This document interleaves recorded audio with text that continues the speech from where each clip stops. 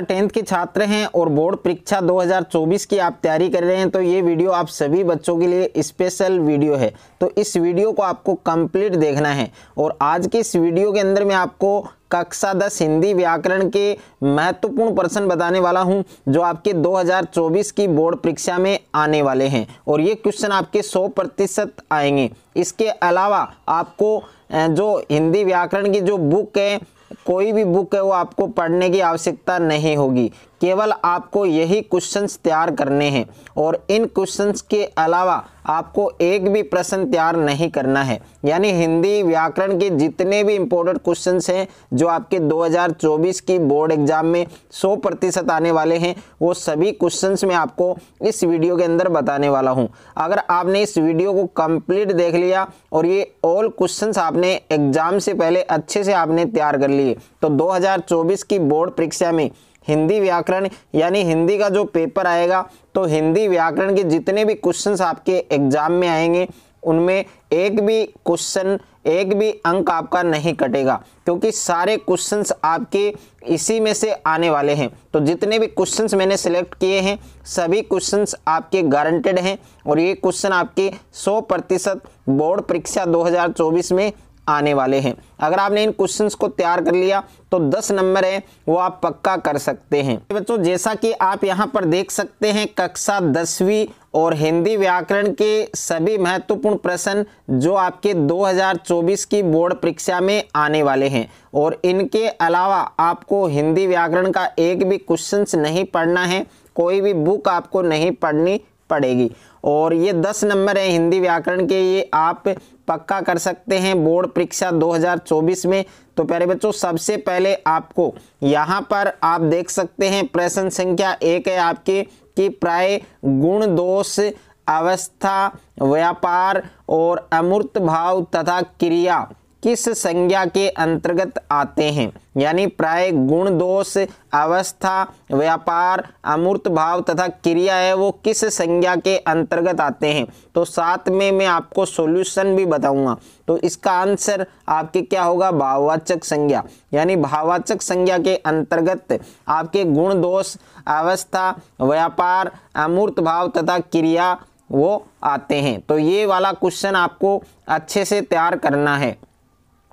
उसके बाद में प्रश्न संख्या 2 है आपके कि ऐसे सर्वनाम जिसका प्रयोग वक्ता या लेखक यानी स्वयं अपने लिए करते हैं उन्हें क्या कहते हैं। तो ऐसे सर्वनाम का आपको नाम बताना है जिसका प्रयोग वक्ता या लेखक स्वयं अपने लिए करते हैं, उन्हें हम क्या कहते हैं। तो ऐसे सर्वनाम को प्यारे बच्चों क्या कहा जाता है, आपके निजवाचक सर्वनाम। तो ये आप सभी बच्चों को याद रखना है, इसका करेक्ट आंसर आपके निजवाचक सर्वनाम होगा।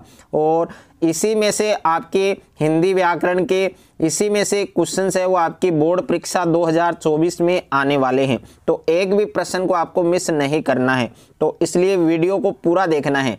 और प्रश्न संख्या 3 है आपके कि परिणामवाचक विशेषण के उपभेद हैं। तो परिणामवाचक जो विशेषण होता है उसके कौन कौन से उपभेद हैं उनके आपको नाम लिखने हैं। तो परिणामवाचक विशेषण है उसके 2 उपभेद होते हैं, जिसमें पहला उपभेद क्या है आपके निश्चित परिणामवाचक और दूसरा उपभेद है आपके अनिश्चित परिणामवाचक।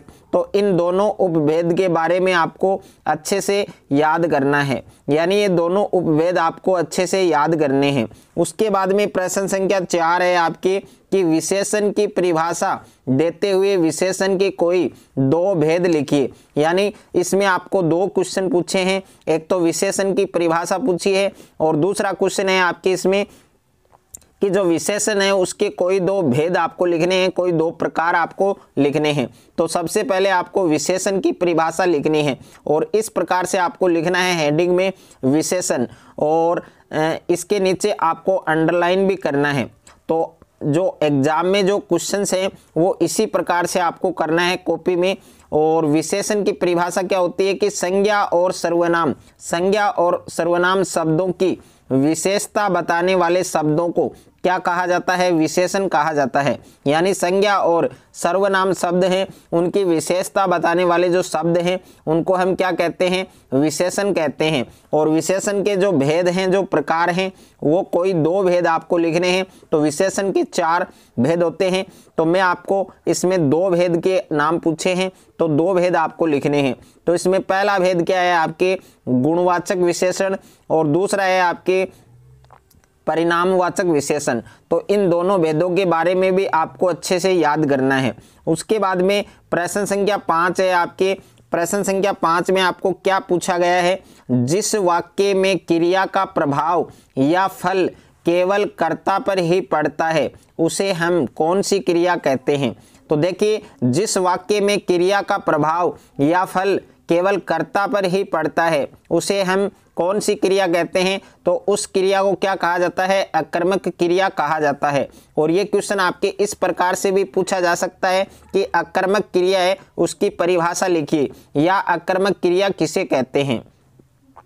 उसके बाद में प्रश्न संख्या 6 आपको दिया है यहाँ पर कि मोहन पुस्तक पढ़ता है, वाक्य में कौन सी क्रिया होगी? और उसकी परिभाषा भी आपको लिखनी है। तो मोहन पुस्तक पढ़ता है, इसमें क्रिया कौन सी होगी? आपके सकर्मक क्रिया होगी, और एक वचन होगा, और पुल्लिंग होगा, और वर्तमान काल, और कर्ता कौन है इसमें? मोहन, और कर्म है आपके पुस्तक। ये सारी जो डिटेल है वो आपको इसमें लिखनी है। और यहाँ पर हम बात करें तो इसमें कौन सी क्रिया है? मोहन पुस्तक पढ़ता है, तो इसमें आपके कौन सी क्रिया है? सकर्मक क्रिया है। तो यहाँ पर आपको सकर्मक क्रिया है उसकी परिभाषा भी आपको लिखनी है। तो इस प्रकार से आपको हेडिंग में लिखना है परिभाषा, और परिभाषा किसकी लिखनी है? आपको सकर्मक क्रिया की। तो अच्छे से याद करनी है आपको कि जिन क्रियाओं के व्यापार या कार्य का फल कर्ता पर न पड़कर किस पर पड़ता हो? कर्म पर पड़ता हो, उसे हम क्या कहते हैं? सकर्मक क्रिया कहते हैं। कि जिन क्रियाओं के व्यापार या कार्य का फल कर्ता पर न पड़कर कर्म पर पड़ता है उसे हम कौन सी क्रिया कहते हैं? उसे हम सकर्मक क्रिया कहते हैं। उसके बाद में देखिए प्यारे बच्चों, प्रश्न संख्या 7 है आपके कि काल के अनुसार क्रिया कितने प्रकार की होती है? सोदाहरण समझाइए। यानी काल के अनुसार जो क्रिया है वो आपकी कितने प्रकार की होती है? उदाहरण सहित आपको समझाना है। तो इसका आंसर सबसे पहले हम बात करेंगे काल के अनुसार क्रिया है वो कितने प्रकार की होती है। तो देखिए, क्रिया है वो एक विकारी शब्द है। क्रिया क्या है? एक विकारी शब्द है, और यह लिंग वचन कारक के अनुसार बदलती है। और काल के अनुसार क्रिया है वो 3 प्रकार की होती है। तो काल के अनुसार क्रिया है वो कितने प्रकार की होती है? 3 प्रकार की। अब देखिए 3 प्रकार कौन कौन से हैं, जिसमें फर्स्ट है आपके वर्तमान, और सेकंड है आपके भूतकाल, और तीसरा है आपके भविष्य काल। ओके, और यहाँ पर उदाहरण सहित आपको इसमें लिखना है। तो इसमें पहला उदाहरण मैंने लिखा है बच्चा पढ़ता है, तो इसमें कौन सा काल है प्यारे बच्चों? वर्तमान काल। और दूसरा उदाहरण मैंने लिखा है श्याम आएगा, तो इसमें कौन सा काल है? भविष्य काल। और तीसरा उदाहरण मैंने लिखा है कमल ने खाना खाया, तो इसमें कौन सा काल है? भूतकाल। तो ये वाला क्वेश्चन भी आपको अच्छे से तैयार करना है। उसके बाद में देखिए प्रश्न संख्या 8 आपको दिया है यहाँ पर कि हिंदी भाषा में मुख्यतः कितने प्रकार के उपसर्ग हैं वो प्रचलित हैं। तो हिंदी भाषा में मुख्यतः जो उपसर्ग हैं वो कितने होते हैं? तो यहाँ पर उत्तर होगा आपके 3। ये वाला क्वेश्चन आपको 1 मार्क दिला सकता है, अच्छे से आपको याद करना है। उसके बाद में प्रश्न संख्या 9 है आपके कि वे प्रत्यय जो धातु अथवा क्रिया के अंत में लगाकर नए शब्द की रचना करते हैं उन्हें कौन सा प्रत्यय कहते हैं? तो वे प्रत्यय जो धातु अथवा क्रिया के अंत में लगाकर नए शब्द की रचना करते हैं, नए शब्द का निर्माण करते हैं, उन्हें कौन सा प्रत्यय कहा जाता है? उन्हें हम कृत प्रत्यय है वो कहते हैं। उसके बाद में प्रश्न संख्या 10 है आपके। प्रश्न संख्या 10 भी आपके वेरी इंपॉर्टेंट है। 2024 की बोर्ड एग्जाम में ये वाला क्वेश्चन आपको काफ़ी अच्छे अंक दिला सकता है। यण संधि को उदाहरण सहित समझाइए। तो सबसे पहले आपको यण संधि की परिभाषा है वो याद करनी है कि जब ई और यहाँ पर बड़ी ई और छोटा ऊ, बड़ा ऊ और री स्वर के आगे कोई अलग स्वर आता है तो ये क्रमशः य व र और ल में परिवर्तित हो जाते हैं और इस परिवर्तन को क्या कहा जाता है, यण संधि कहा जाता है। और इसका जो उदाहरण है वो आपको क्या याद रखना है, यदि प्लस अपि, और इसका जो संधि विच्छेद है वो क्या होगा, मिलाने से यद्यपि हो जाएगा। इस प्रकार इसके अलावा भी कोई एग्जाम्पल है वो आप लिख सकते हैं।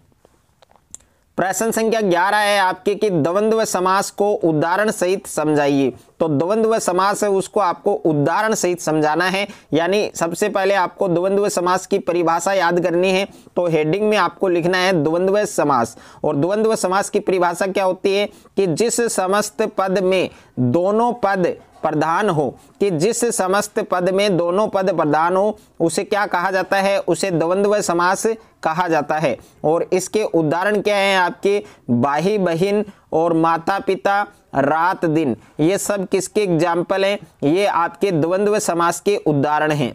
तो अच्छे से आपको याद करना है। उसके बाद में है प्यारे बच्चों प्रश्न संख्या 12 है आपके कि द्विगु व द्वंद्व समास में अंतर लिखिए। तो सबसे पहले हम द्विगु समास है उसको हेडिंग डालेंगे, हेडिंग में लिखेंगे। उसके बाद में इसकी परिभाषा आपको लिखनी है कि जिस समस्त पद का एक अंश संख्यावाचक विशेषण होता है और उसे हम क्या कहते हैं, द्विगु समास कहते हैं। जबकि जिस समस्त पद में दोनों पद क्या हो, प्रधान हो, यानी दोनों पदों की प्रधानता हो, उसे हम क्या कहते हैं, उसे हम द्वंद्व समास कहते हैं। तो अच्छे से आपको याद करना है। उसके बाद में है प्यारे बच्चों प्रश्न संख्या 13 है आपके कि गजानन शब्द में कौन सा समास है, निहित समास को परिभाषित कीजिए। तो गजानन शब्द है उसमें आपको कौन सा समास है ये बताना है और समास की जो परिभाषा है वो भी आपको बतानी है। तो गजानन शब्द में कौन सा समास है, आपके बहुव्रीहि समास है, ये आपको अच्छे से याद करना है। और यहाँ पर इसकी परिभाषा भी आपको लिखनी है। तो आपको हेडिंग में लिखना है बहुव्रीहि समास। अब इसकी परिभाषा सभी बच्चों को अच्छे से याद करनी है, काफी इंपॉर्टेंट है 2024 की बोर्ड एग्जाम के लिए। तो देखिए बहुव्रीहि समास क्या होता है कि जिस सामासिक पद में कोई पद प्रधान नहीं होता, कि जिस सामासिक पद में कोई पद प्रधान नहीं होता वह पदों से भिन्न किसी संज्ञा का विशेषण होता है, उसे हम क्या कहते हैं, उसे हम बहुव्रीहि समास कहते हैं। तो ये आपको अच्छे से याद करना है।